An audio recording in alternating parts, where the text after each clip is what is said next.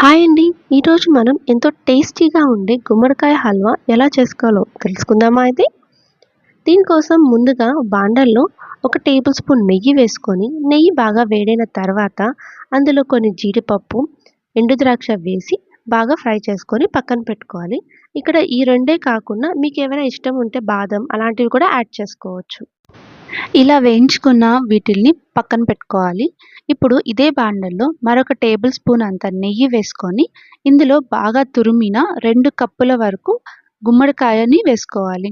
ఈ గుమ్మడికాయ మనకి బాగా వేగాలనమాట. దీంట్లో వాటర్ కంటెంట్ మొత్తం పోయి, పచ్చివాసన పోయేంత వరకు బాగా ఫ్రై చేసుకోవాలి.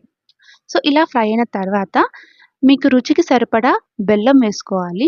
లేదు అంటే మీరు చక్కెరైనా వేసుకోవచ్చు. సో, ఇలా బెల్లం మొత్తం కరిగి కొంచెం పాకంలాగా వస్తది.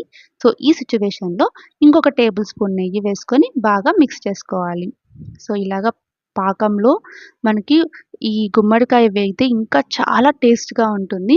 సో, ఇప్పుడు ఇందులో లాస్ట్‌లోకి కొంచెం నెయ్యి వేసుకొని అందులో ఇందాక వేయించిన జీడిపప్పు, ఎండు ద్రాక్ష, ఒకటి చిటికెడంతా యాలకుల పొడి కూడా వేసుకొని బాగా కలుపుకొని వేడి వేడిగా సర్వ్ చేస్తే చాలా టేస్టీగా ఉంటుంది. మీరు కూడా తప్పకుండా ట్రై చేయండి.